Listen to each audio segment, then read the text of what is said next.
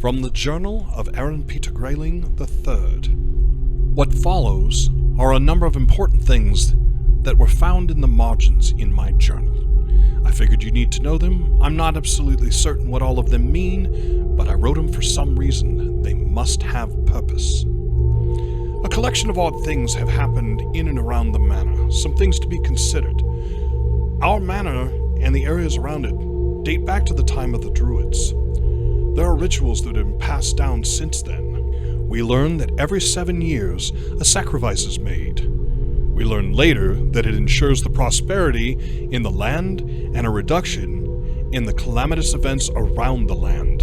The land itself encompasses maybe 1,000 people, the area around Bristol that encompasses the family estate. 7 years ago, a boy named Tomlin was sacrificed. A half-mile from the estate, there is a cave opening that leads to something called the Grotto. The Grotto is a small lake with an island in the middle, and there is a natural altar on the island. Evidence of burning on the island has happened, and the lake itself runs to a stream and runs out of the cave. There is a book within the family library that is bound in human skin, finely bound, but skin nonetheless.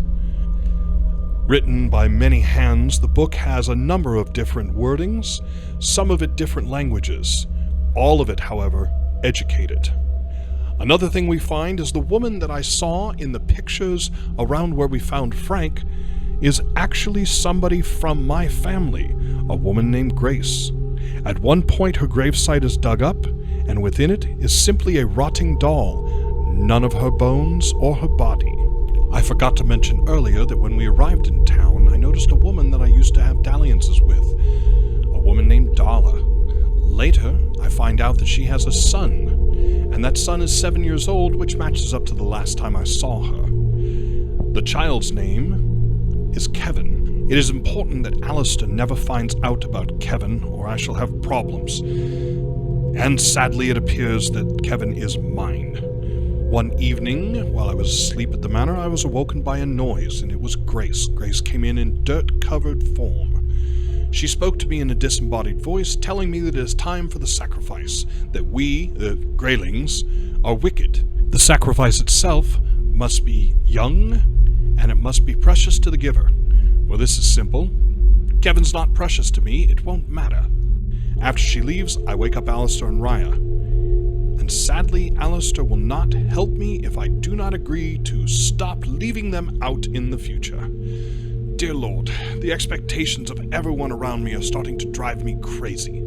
The doctor found a well-preserved animate, extremely well-preserved, and he learns that the preservation must have been done by eating food being fresh, living human. This would suggest that more people than simply the sacrifices have been disappearing. We speak with Darla and find out that she had not been told, even though she knows of the ritual, that Kevin was next.